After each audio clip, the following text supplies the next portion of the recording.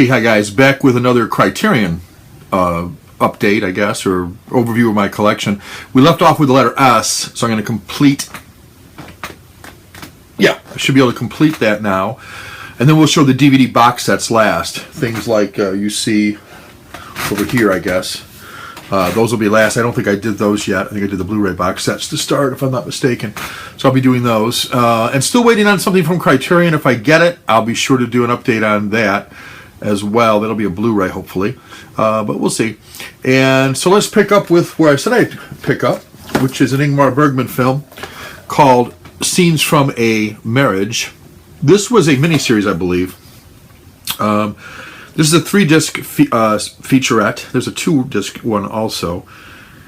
This is, it's interesting because it shows, first of all, this couple played by, Erland Josephson and Liv Ullmann, of course. And they seem like the perfect couple, but then he leaves her for another woman, kind of out of nowhere. And then it basically, they're going to confront the disintegration of their marriage. Shot in intense, intimate close-ups, I should say, by master cinematographer Sven Nykvist.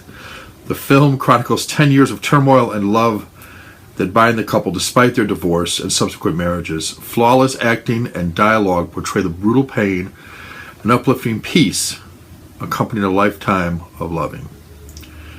Yeah, the film was originally conceived as a 6-part miniseries for Swedish television, and the Criterion Collection is proud to present the 3-hour U.S. theatrical version, along with, for the first time, on video in the United States, the original 5-hour television version of Scenes from a Marriage. So, discs 1 and 2 break up the 6-part miniseries, and then the 3rd disc is the U.S. release. So you've got the actual film here.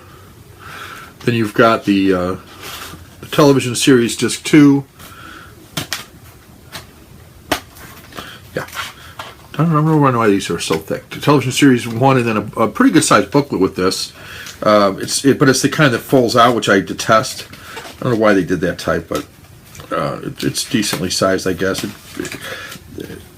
It is, to me, if you've been married, if you've been in a relationship that's of any length of time, this really does a nice job showing the interactions between people who may have loved each other at one point, but have now grown apart for any number of reasons, but they still have those ties that bind them. So I thought it was a great miniseries and a great film.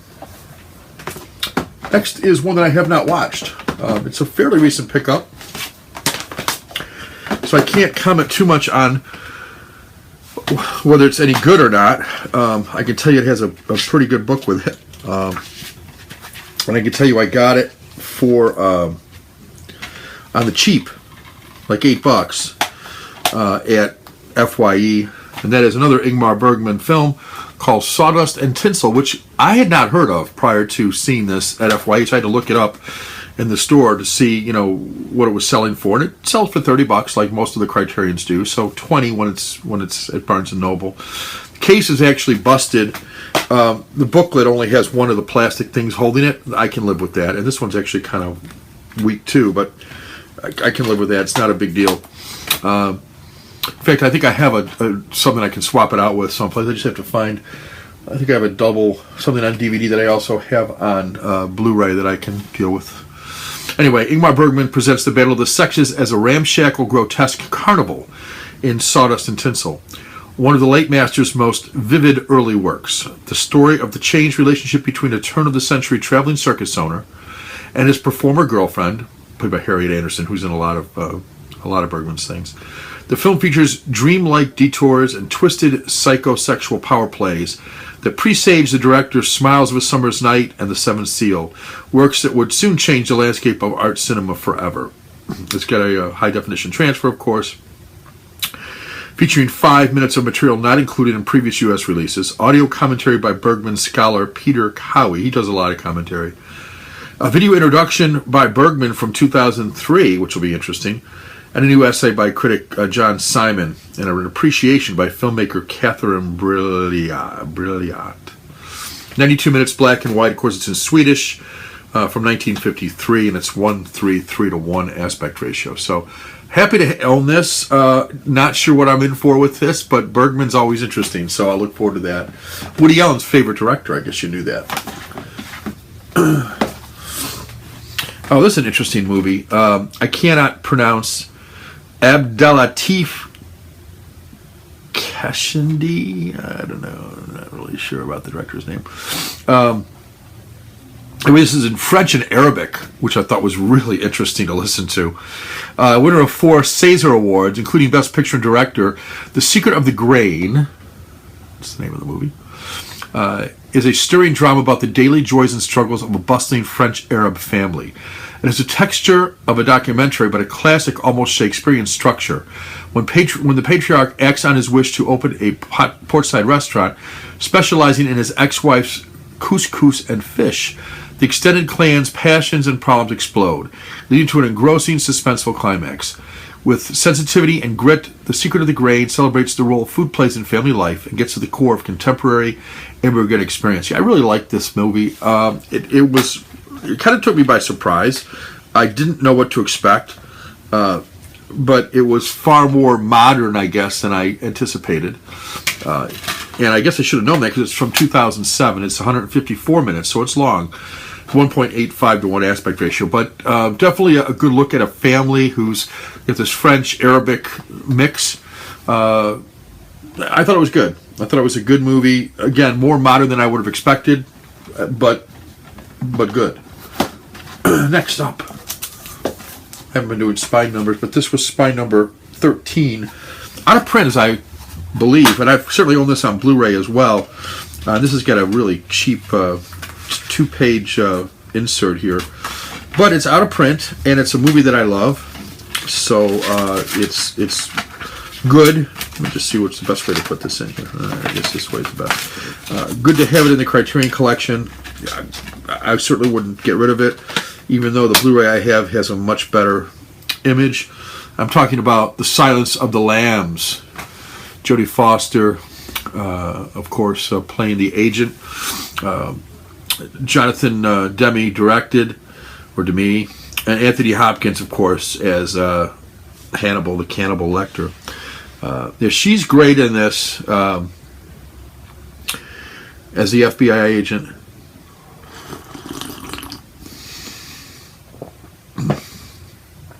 I'm just looking at the back of the extras here. By the way, winner of 5 Academy Awards, including Best Picture and Best Screenplay. Commentary by Jonathan Demme, stars Jodie Foster and Anthony Hopkins, screenwriter Ted Talley, and FBI agent John Douglas. 7 deleted scenes are shown here, or storyboards, the voices of death, word-for-word statements of convicted serial killers, and a couple other extras. So, I think everybody knows Silence of the Lambs, but you may not have ever seen the Criterion collection version of it. So I got a TV program playing there in the background. The Invasion with Nicole Kidman. Actually a pretty decent movie. Next, of course, these are all alphabetical as opposed to spine number. I think I've covered that. It's just easier for me to find it. I will make a little statement now. After I finish the Criterion collection, it's going to be a little bit before I continue because I'm going to rearrange my entire collection, at least the ones that are up here in this movie room, to some extent by genre. Been inspired by Puck Bond 007's videos, where he's got all of his. Now I don't know if I'm going to have the same categories. He's got mysteries and musicals, and I've got a whole music section that runs the entire length of my television, which is 60 inches, I think. So I got 5 feet or something of worth of DVDs that are musically related, and then probably another 5 feet on Blu-ray. Those are DVDs and then Blu-ray. So I have a lot of things concert related. I don't mean musicals, but concert related things. Things like, just to digress here for a moment, things like, here's a Blu-ray that I have, things like Roger Waters' The Wall Blu-ray, which I love, by the way. And on Moody Blues and Springsteen and Genesis, and oh my goodness, you just can't even imagine how much music stuff I have. But that's fairly well arranged for the most part.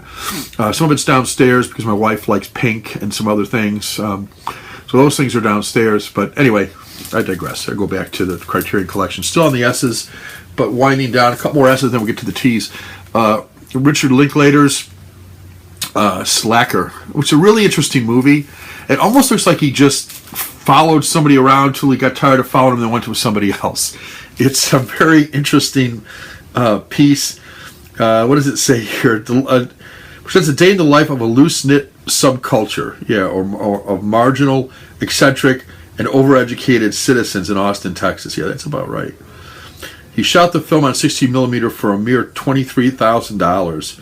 Writer, producer, director Linklater and his crew of friends eschewed a traditional plot, choosing instead to employ long takes and field transitions to create a tapestry of over 100 characters, each as unique as the last. Yeah, I got to watch this again because I remember really liking it, but really thinking it was bizarre. So that's Richard Linklater. A thick book with this, as well as 2 discs. The movie on one and then a lot of extras on the other. So, yeah, well worth a visit. You can see how thick the booklet is without me taking it out. Yeah, there you go. Slacker. I see Boyhood's coming out on. I own Boyhood on Blu-ray, but I may end up picking it up on Criterion Collection as well. I enjoyed that movie. Here's another one from Jonathan Demme. Just talked about him with Silence of the Lambs. This is from 1986. This is an interesting movie. I guess I like it. It's just bizarre, and it struck me as something that I was surprised with in the Criterion Collection, and that's Something Wild. And maybe others will disagree with me. It just seemed, I don't know. It just seemed like it didn't belong in the Criterion Collection. But it stars Jeff Daniels, Melanie Griffith, and Ray Liotta. He is somebody who comes across this woman at a downtown Greasy Spoon. Her offer of a ride back to his office results in a lunchtime motel rendezvous, which is just the beginning of an interstate chase. Her and her ex-boyfriend Ray Liotta, maybe it's her current boyfriend, I'm not really sure, get into all sorts. Well, he's chasing them. Jeff Daniels is caught in the middle. It's Melanie Griffith is just Melanie Griffith, as you can imagine, kind of kooky and wild and free-spirited. Oh, Nicole Kidman looked really good in that Invasion movie, didn't she? Yeah. Anyway, Jonathan Demme, Something Wild. You see her there on the picture? She looked really good. That was the very end scene there. Anyway, next up, I digress. Next up, The Tales of Hoffman. I think another one I believe it's out of print. This is by Michael Powell and Emmerich Pressburger, a very well-known team of directors. And this one is weird. What do I want to say? Audio commentary by director Martin Scorsese and film historian Bruce Eder. This one is 127 minutes long from 1951. It's in color. It is in English. It is sort of, let's see. It's a one-of-a-kind take on a classic story. I better just read it because I can't really. It's a phantasmagoric marriage of cinema and opera. And this one-of-a-kind take on a classic story. In Jacques Offenbach's fantasy opera, The Tales of Hoffman. How do I want to say this? Okay, it's a feast of music, dance, and visual effects, and one of the most exhilarating opera films ever produced. It is. To watch it is otherworldly, beautiful. The music is gorgeous. Highly recommend The Tales of Hoffman if you can find it. Again, it's out of print as far as I know.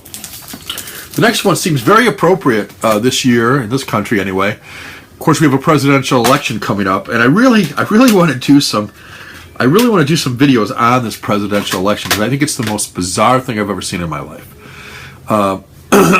I have got people I know, and whether you support Donald Trump or whether you support Hillary Clinton, to me, it's a free election, it's a free country. You can vote for whoever you want, but some things, I watched the debate, and some things are not arguable. In other words, Trump is kind of a bully.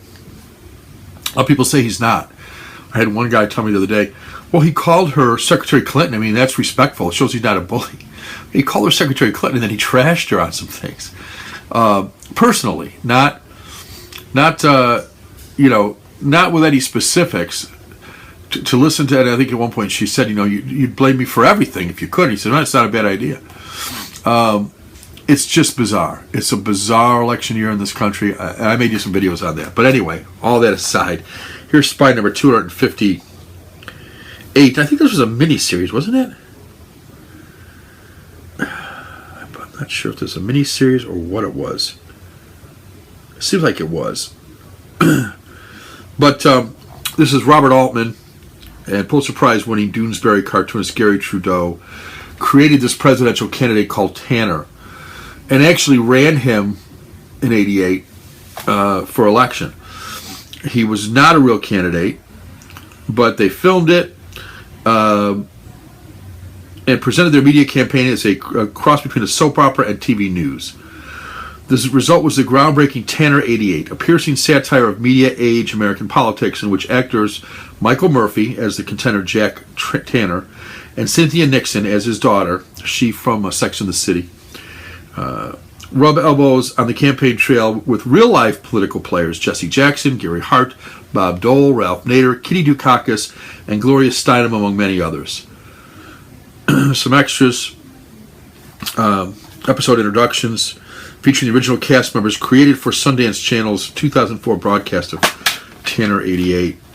And I think this is something you could pull out every election year and run it. The discs are suitably red, white, and blue, as is the booklet.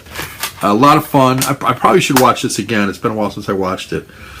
New video conversation between series creators Robert Altman and Gary Trudeau. Yeah, I'm pretty sure it was a mini-series. It doesn't say that, but I'm almost positive this was a mini-series back in '88.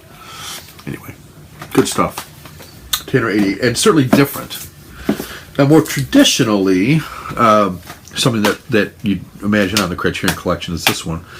From 1940, 106 minutes long, spine 431, in color, 2-disc DVD, The Thief of Baghdad. What a beautiful picture it is. I believe it's, let's see. Well, the color on this is amazing.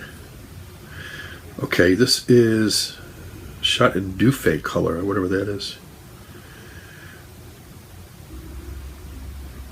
Yeah, it's just a beautiful movie. Some of these movies from the 1940s that were in color. Let me see if I can get a couple still shots here out of the booklet, just to show you what this looked like, if I can or not. Oh yeah, there's a couple. But let me see if there's one that really kind of, well, not really, but I guess you'll get an idea of the color palette. Really rich colors. Of course, it's Baghdad. It's the whole Arabian Nights type thing. You've got the flying carpet and the guy on the flying horse and the genie that comes out of the bottle, and it's really cool. It is the story of it's inspired by the Arabian Nights. It's one of the most spectacular fantasy films ever made, pioneering an eye-popping, technically wizardry. When Prince Ahmad is blinded and cast out of Baghdad by the nefarious Jafar, he joins forces with the scrappy thief Abu, played by the incomparable Sabu, to win back his royal palace as well as the heart of a beautiful princess. With its luscious Technicolor, that's what I was searching for, luscious Technicolor vivid sets and unprecedented visual wonders, The Thief of Baghdad has charmed viewers of all ages for decades. I remember watching this as a kid and being mesmerized by it. And as an adult, I am also, because I'm a big kid. But really cool movie. In fact, I got to watch this one again. I got so many I want to watch again, and yet so many I haven't seen that it's, I've already shown this on Blu-ray. I have the DVD of Time Bandits. This one's out of print now, I guess. I picked it up used. Yeah, it's Time Bandits. Monty Python. Well, it's not Monty Python. It's Terry Gilliam. But it's Monty Python-esque. Put it that way. Now the next one, we're up to the U's, so we're winding down here on the standard ones. This is another thick. I love the DVDs when they're like this, when they're the larger size, thick, with the booklet in it, thick booklet in it, 2-disc. This is filmed by Kenji Misoguchi, and this is Ugetsu, which is kind of a ghost story of sorts, I suppose. Quite simply, one of the greatest filmmakers, says JeanLuc Godard, of Kenji Mizoguchi. And Yugetsu, a ghost story like no other, is surely the Japanese director's supreme achievement. Derived from stories by Guy de Maupassant and somebody else whose name I can't pronounce, this haunting tale of love and loss, with its exquisite blending of the otherworldly and the real, is one of the most beautiful films ever made. It really is. It's gorgeously shot. Of course, it's in black and white. It's in Japanese with subtitles, and it's 1:3 to 1 aspect ratio. Spine number, can't read it. I don't know why I can't read it, but I can't read it. 309, it looks like. Does that give you some idea of how beautiful this shot is? I find black and white photography to be, with the exception of maybe some Technicolor stuff like I just mentioned in The Thief of Baghdad, really gorgeous. And that is a gorgeous overview of everything. Next, one I probably should upgrade to Blu-ray. I'm kind of like Puck Bond 07 in that regard, that unless there's a lot of extras or something that I really want to see, most of these movies look pretty good to me the way they are. An occasional crackle or pop doesn't bother me. For the most part, these things look really good. And I love Vittorio De Sica, he is one of my favorite directors on the Criterion Collection. We'll get to one of my favorite movies when we get to the box set. But this one is Umberto D. Sort of an old man. I do like the cover on the new one better, which shows him and his little dog, because his little dog plays such a key role. This guy's out of work. He's obviously of a retirement age, but he has no money. It's post-World War II, as a lot of De Sica's things are. So there wasn't a lot of money to go around, not a lot of jobs to go around. He can't find one. He gets kicked out of where he lives. It's just him and his little dog. He's trying to find food for the little dog. It's just... to me, it's an exceptionally sad movie, as a lot of his are, and I highly recommend Umberto D. It's an Italian, obviously, but beautiful movie. Sad, if you don't mind a sad movie. Speaking of a sad movie, holy shit, this one is something. This is George Sluzier's, if that's the right pronunciation, The Vanishing. This is the original DVD, probably out of print by now, Spine 133. I think they came out with a Blu-ray of it. I don't see any reason to upgrade this one either. But this one was redone for American audiences in English, but not nearly as good as this one. The story basically is a guy goes to a convenience type store, gas station type place with his girlfriend, and he goes in to buy whatever, a cup of coffee or something. He comes out and she's gone. Just gone. He panics. He looks around. He asks people, have you seen her? He goes back into the place. Nobody's seen her. He can't find her. And she just disappears. Now it's some years later, maybe 5. I can't remember how many years later. Maybe it's even 10. It's some years later. And he's advertising for, has anybody seen her? And this guy comes out of nowhere and says, I know what happened to her. But in order to find out what happened to her, you're going to have to experience what she experienced. And it kind of goes from there. And it's this version, this is a very chilling movie, a very upsetting movie, because it could happen. You know, when I watch a horror movie and I watch, I don't know, Michael Myers or Jason Voorhees, it's almost, I mean, I enjoy those movies, or Freddy Krueger. I enjoy those movies because, you know, they're somewhat scary. I can't say they're really scary, but they're somewhat scary. And there's certainly good moments of suspense, for sure. And dread, which to me is scarier than scary. When you dread something happening, sometimes it's better than when it actually happens, if that makes any sense. But those things are not going to happen. There is no Jason Voorhees. There is no Michael Myers. There aren't these supernatural people. You shoot somebody 15 times and they fall 3 stories, they're dead. They don't come back like nothing ever happened. You don't kill them in one movie and they come back in another. That just doesn't, it's not reality. So those movies don't bother me. But this one, about a psychopath who kidnaps a woman, and then, because he's a twisted beast, decides to come back after the boyfriend years later and you know, torture him mentally and maybe other ways as well. That could happen. And, you know, might very well happen. So anyway, The Vanishing. If you don't mind a really chilling, scary movie. To me, one of the scariest movies I've seen because of that. Because it could happen. Okay. Here's a scary movie that could happen too. Scary in a different way. This one was a library copy, which always kind of bothers me, but I picked it up so cheap that I think it was like $6 at FYE. That is The Wages of Fear. Story is these guys are transporting nitroglycerin across a treacherous mountain route. As they ferry their explosive cargo to a faraway oil fire, each bump and jolt tests their courage, their friendship, and their nerves, because it's nitroglycerin. The result is one of the greatest thrillers ever committed to celluloid, and a white-knuckle ride from French legendary master of suspense Henri Georges Clouzot. Yeah, 2 discs plus a 24-page booklet that comes with it. Everything was in pretty good shape, except for it had like this. I don't know how to explain. There's like a coating on the disc. There's 2 metal strips here. Can you see them? And the whole disc is coated with something just on this side. I don't know what. The disc plays fine and it doesn't interfere with anything. It's just weird. In some ways I like it, and in some ways it bothers me that it was a library copy. But anyway, Spine number 36, The Wages of Fear.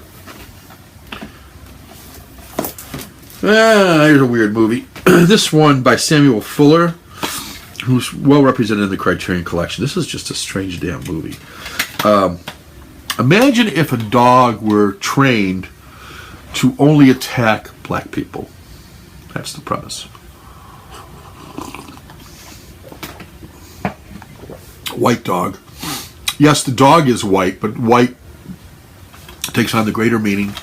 Let me read the back. Samuel Fuller's throat-grabbing statement on American racism was misunderstood and withheld from release when it was made in the early 80s. Today, the notorious film is lauded for its daring metaphor and gripping pulp filmmaking. Kristen McNichol, you may remember her from Family. I think she was in the show Family.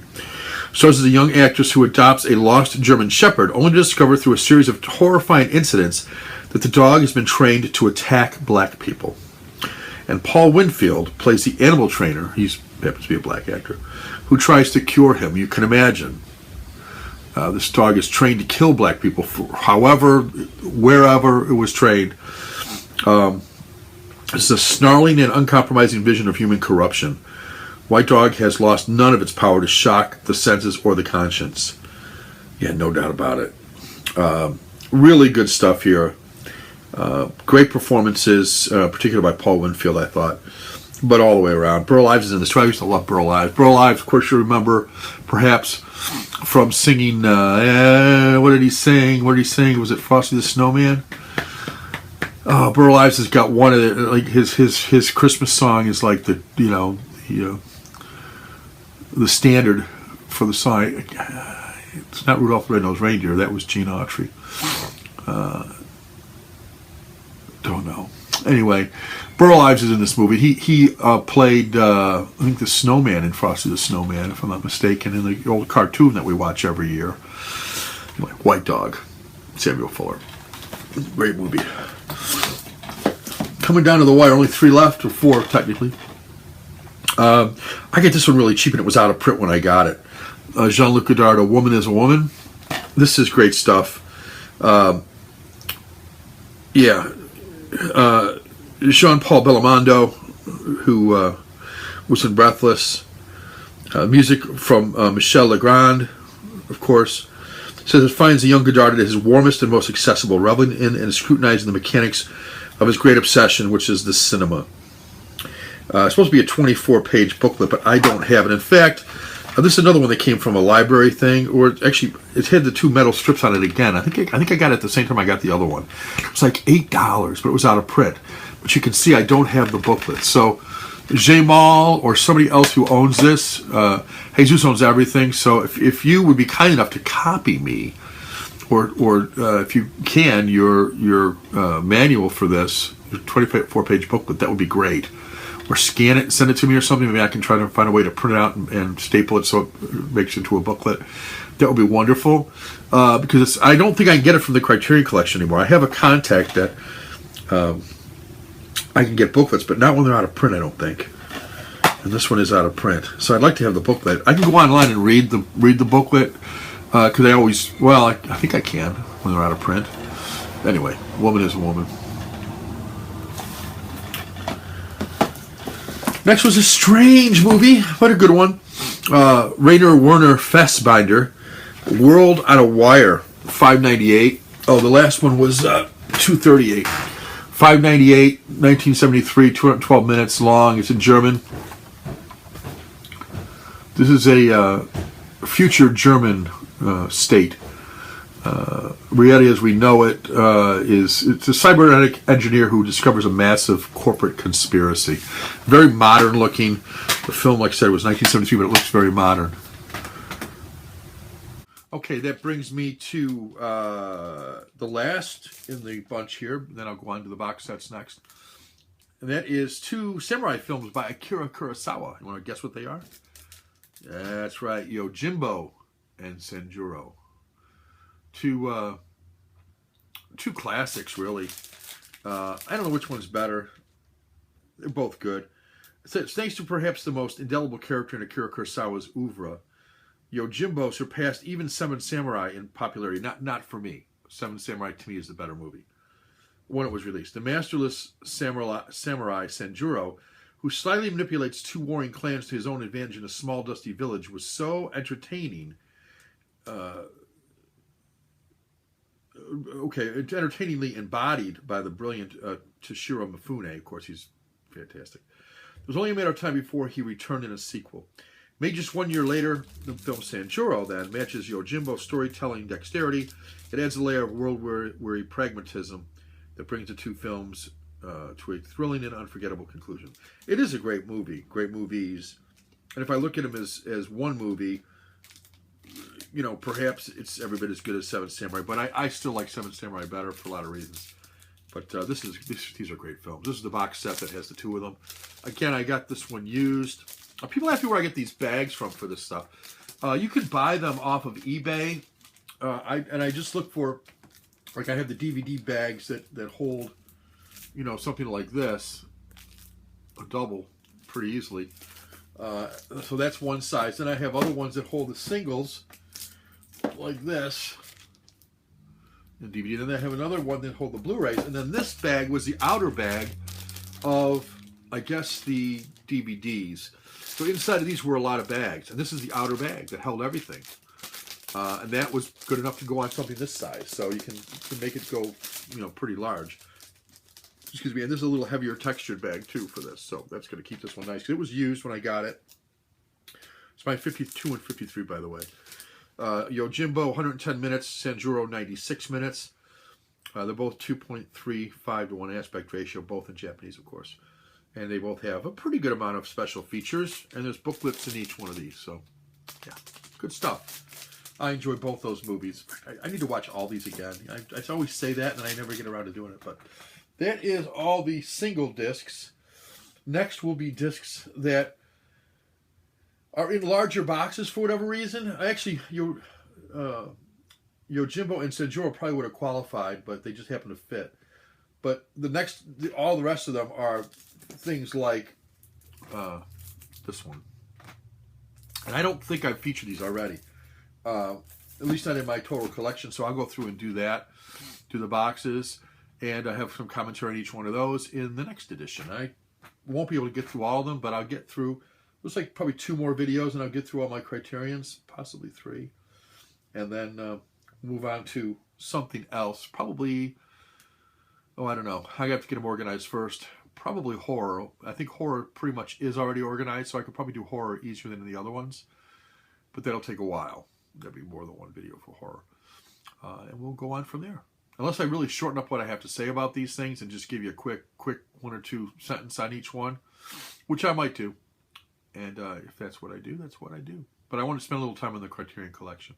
All right, guys. Hopefully you enjoyed this. I don't know how long it is, but it's been going on for a while. So appreciate it and take care.